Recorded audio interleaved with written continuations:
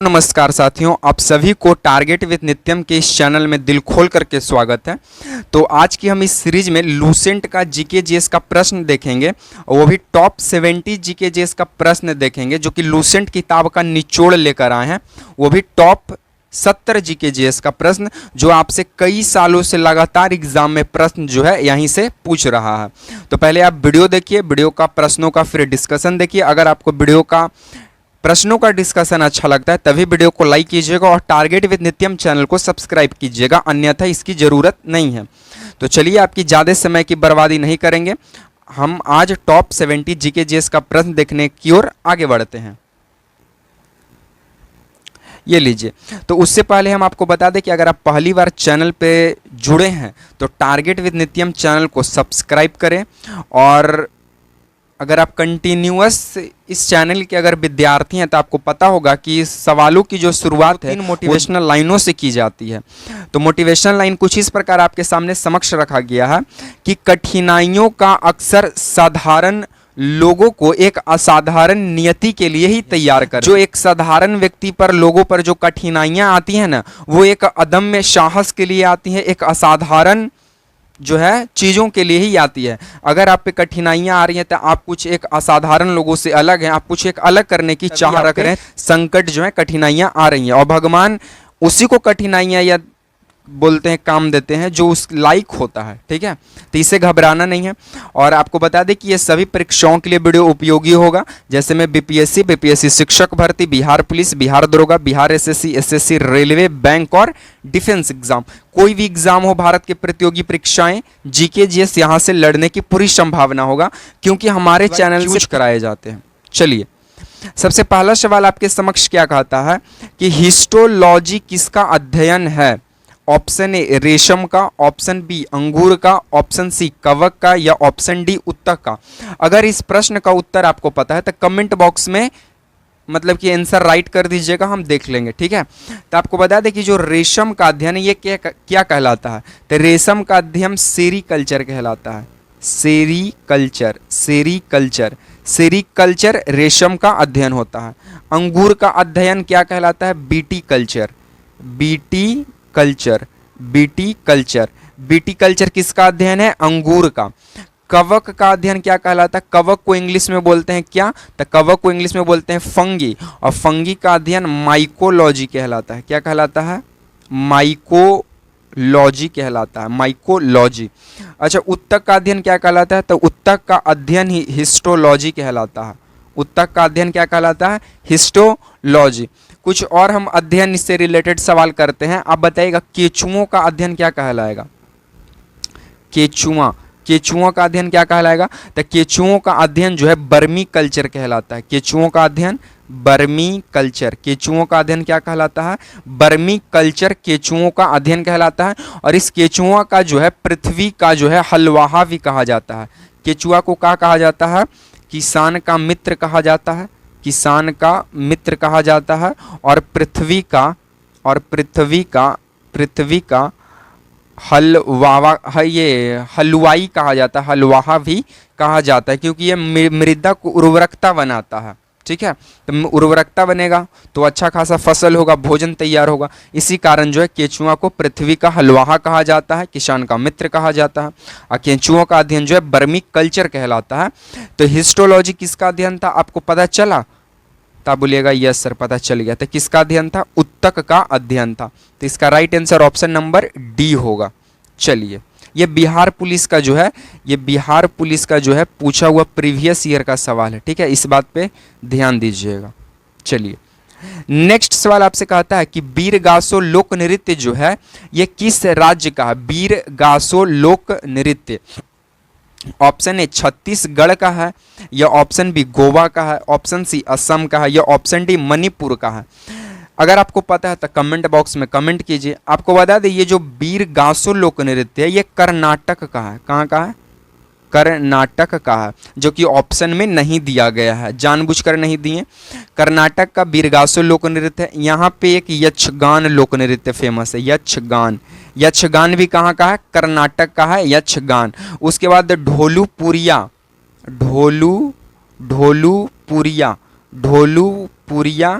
और एक है ढोलपुरिया, और एक है आपका भोलक बोलक बोलक नृत्य। ये सभी जो है कर्नाटक का लोक नृत्य है। बीरगासो कहाँ का है? कर्नाटक का है। कर्नाटक का ही यक्षगान है, ढोलपुरिया है और भोलक है। ये तीनों चारों जो लोक नृत्य वो कर्नाटक के प्रमुख लोक नृत्यों में से एक है, जो आपसे लगातार एसएससी, सीएचएसएल, एमटीएस और बिहार पुलिस यहाँ से सवाल बनाया है। तो आप इसे नोट कीजिए, हम इरेज करेंगे। उसके बाद छत्तीसगढ़, गोवा, असम, मणिपुर का देखते हैं। तो आई होप कि आप इसे लिख लिए होंगे। चलिए, छत्तीसगढ़ का अगर लोक नृत्य देखें तो यहाँ से आप पिंडवानी याद रखिए। पिंडवानी, पिंडवानी लोक नृत्य कहाँ का है? छत्तीसगढ़ का है। गोवा से याद रखिए क्या? तो गोवा से याद रख लीजिए फुगदी और सिगमो। फुगदी, फुगदी प्लस सिगमो, फुगदी प्लस सिगमो लोक नृत्य। असम से असम से आप क्या याद रखेंगे? तब बिहू बगरुम्बा, बिहू, बिहू प्लस बगरुम्बा, बिहू बगरुम्बा, और एक है भोरताल, बिहू बगरुम्बा और भोरताल है। मणिपुर से आप क्या याद रखेंगे? तो मणिपुर से थांगटा याद रखिए, थांगटा, थांगटा याद रख लीजिए। उसके बाद पुंग चोलम याद रख लीजिए, पुंग चोलम याद रख लीजिए, पुंग चोलम याद रख लीजिए। और एक याद रख लीजिए नट संकीर्तन, नट संकीर्तन, नट संकीर्तन। तो ये तीन चार जो लोक नृत्य जो हैं ये सब अलग अलग राज्यों के हैं। बीरगासो कर्नाटक हो गया, उसके बाद यक्षगान कर्नाटक हो गया, ढोलपुरिया कर्नाटक हो गया, भोलक कर्नाटक हो गया। छत्तीसगढ़ का पिंडवानी है। पिंडवानी के साथ आप एक याद रख सकते हैं पंती और राउत नाच, पंती प्लस राउत नाच, राउत नाच, ठीक है। तो पिंडवानी, पंती, राउत नाच छत्तीसगढ़ का है। गोवा का फुगदी सिगमो है। असम का बिहू बगरुम्बा और भोरताल है, भोरताल, भोरताल। और मणिपुर का थांगटा और पुंगचोलम है, ठीक है। तो आई होप कि आप ये सारी जानकारी आपको अच्छा लग रहा होगा। तो वीडियो को लाइक कर दीजिएगा, चैनल को सब्सक्राइब कर दीजिएगा। चलिए नेक्स्ट बोलता है कि किस सिख गुरु ने स्वयं को सच्चा बादशाह कहा? Option A Guru Arjun Dev, option B Guru Hargovind, option C Guru Tegh Bahadur, या ऑप्शन डी गुरु अंगद। अगर इस प्रश्न का अगर सवाल आपको मालूम है तो कमेंट बॉक्स में कमेंट कीजिएगा, ठीक है। लेकिन आपको बता दें कि किस सिख गुरु ने स्वयं को सच्चा बादशाह कहा? तो वो थे गुरु अर्जुन देव। वो कौन थे? गुरु अर्जुन देव थे। वो कौन थे? गुरु अर्जुन देव थे। ये जो गुरु अर्जुन देव है ये 5वें नंबर के सिख गुरु हैं। कितने नंबर के? 5वें नंबर के सिख गुरु थे गुरु अर्जुन देव, ठीक है। अच्छा, गुरु अर्जुन देव, ये गुरु अर्जुन देव जो है ये 1604 में आदि ग्रंथ की रचना करते हैं, आदि ग्रंथ की रचना करते हैं, जो कि सिखों का एक पवित्र ग्रंथ है। आदि ग्रंथ इसकी रचना करते हैं 1604 में। उसके बाद गुरु अर्जुन देव को 1606 ईस्वी में जहांगीर के द्वारा जो है फांसी दे दिया जाता है, मृत्यु दंड दिया करने का मतलब फांसी की सजा सुनाई जाती है और मृत्यु दंड ये प्राप्त कर लेते हैं, ठीक है। उसके बाद गुरु अर्जुन देव ही थे जो सिखों की राजधानी अमृतसर बनाए। ये वही व्यक्ति हैं गुरु अर्जुन देव जो सिखों की राजधानी कहाँ बनाए? अमृतसर बनाए, ठीक है। चलिए, अच्छा, ये जो गुरु हरगोविंद हैं ये 6ठे नंबर के थे, गुरु हरगोविंद। और गुरु हरगोविंद जो है ये सच्चा पातशाह थे। क्या थे? सच्चा पादशाह थे, ठीक है। गुरु अंगद देव ये 2nd नंबर के गुरु थे। तो ये सारी जानकारी आप यहाँ से ध्यान रखिएगा। चलिए हम लोग नेक्स्ट प्रश्नों की ओर हम लोग आगे बढ़ते हैं। नेक्स्ट प्रश्न बोलता है कि अशोक ने बौद्ध धर्म के प्रचार के लिए किसे विदेशों में भेजा था? बताइए। ऑप्शन ए पुष्यमित्र को, ऑप्शन बी अश्वघोष को, ऑप्शन सी मोगलीपुत्र को, या ऑप्शन डी महेंद्र को। पूरा कहानी समझिएगा। चंद्रगुप्त मौर्य का बेटा हुआ बिंदुसार। और ये बिंदुसार का बेटा कौन हुआ? तो इस बिंदुसार का बेटा हुआ अशोक। कहीं ना कहीं कह सकते हैं कि चंद्रगुप्त मौर्य का पोता हुआ अशोक, ठीक है। अशोक राजा कब बना? तो ये 268 बीसी में जो है राजा बन जाता है। राजा कब बनता है? 268 बीसी में। 261 बीसी में जो है ये कलिंग युद्ध लड़ता है। कौन सा युद्ध लड़ता है? कलिंग युद्ध लड़ता है और कलिंग युद्ध में ये जीत जाता है। कलिंग युद्ध में क्या जाता है? जीत जाता है। अच्छा, ये जो कलिंग युद्ध का अशोक के कितनावें शिलालेख में कलिंग युद्ध का उल्लेख मिलता है? तो अशोक के 13वें शिलालेख में कलिंग युद्ध का विवरण मिलता है। ठीक है, पूरा जानकारी मिलता है। जब अशोक कलिंग से युद्ध लड़ता है तो इसको बहुत पछतावा होता है और अशोक जो है उपगुप्त से शिक्षा प्राप्त करके बौद्ध धर्म को अपना लेता है और अशोक जो है बौद्ध धर्म के प्रचार के लिए श्रीलंका, श्रीलंका भेजता है अपना बेटा और प्लस बेटी को। तब बेटा का नाम था महेंद्र और प्लस बेटी का नाम था संघमित्रा। ये दोनों को श्रीलंका भेजता है बौद्ध धर्म के प्रचार के लिए। तो अशोक ने बौद्ध धर्म के प्रचार के लिए किसे भेजा? विदेशों में किसे भेजा? तब बेटा महेंद्र और बेटी संघमित्रा को। अच्छा, कलिंग युद्ध कब लड़ता है अशोक? 261 बीसी में। राजा कब बनता है? 268 बीसी में। कलिंग युद्ध का अशोक के किस शिलालेख में विवरण मिलता है? 13वां शिलालेख में। अशोक जो है किससे शिक्षा प्राप्त करके बौद्ध धर्म को अपनाया? उपगुप्त से। अशोक जो है किसका बेटा था? बिंदुसार का। बिंदुसार किसका बेटा था? चंद्रगुप्त मौर्य का। तो अशोक चंद्रगुप्त मौर्य का क्या लगेगा? पोता लगेगा साथियों। तो वीडियो पसंद आए तो वीडियो को लाइक कीजिए अगर डिस्कशन अच्छा लगा हो तो।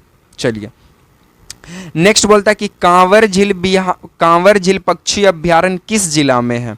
ऑप्शन ए मुंगेर में है, ऑप्शन बी जमुई में है, ऑप्शन सी कटिहार में है या ऑप्शन डी बेगूसराय में है। तो यहाँ से ध्यान दीजिएगा, जो मुंगेर में आपका पड़ता है वो है भीम बांध अभ्यारण्य। भीम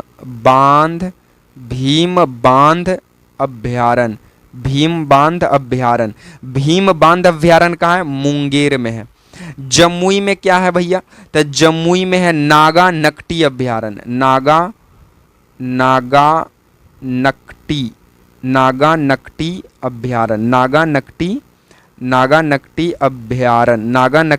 अभ्यारण्य। कटिहार में कौन सा है? तो कटिहार में है गोगा बिल पक्षी अभ्यारण्य। गोगाबिल पक्षी अभ्यारण्य है कटिहार में।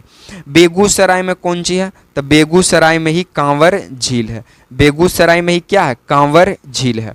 अच्छा, आप बताइएगा वाल्मीकि नगर अभ्यारण्य कहाँ है? वाल्मीकि नगर अभ्यारण्य कहाँ है? इसका आंसर बताइए। और बताइएगा कैमूर अभ्यारण्य कहाँ है? कैमूर अभ्यारण्य कहाँ है? ये दोनों का राइट आंसर जो है आप लोग कमेंट बॉक्स में दीजिएगा। चलिए, बाकी साथियों आज को तो हम सीरीज को यहीं पे समाप्त करेंगे। ठीक है, बाकी ये वीडियो आप लोग को कैसा लगा कमेंट में ज़रूर बताइएगा। अगर आपको वीडियो पसंद पड़ा तो क्या कीजिए, वीडियो को एक सेकेंड हम थोड़ा इसकी ब्राइटनेस, हाँ, अगर आपको वीडियो पसंद आया तो वीडियो को लाइक कर दीजिएगा, वीडियो को शेयर कर दीजिएगा और चैनल को जो है सब्सक्राइब कर दीजिएगा। इसी तरह जो है आपको प्रतिदिन PYQ जो है आपको प्राप्त होते रहेंगे। अगर आपको डिस्कशन अच्छा लगता है तभी चैनल को जो है सब्सक्राइब कीजिएगा, अन्यथा कोई ज़रूरत नहीं है। इसी तरह के सीरीज के साथ आपसे मिलेंगे नेक्स्ट वीडियो में। तब तक के लिए आप तमाम साथियों को जय हिंद, वंदे मातरम।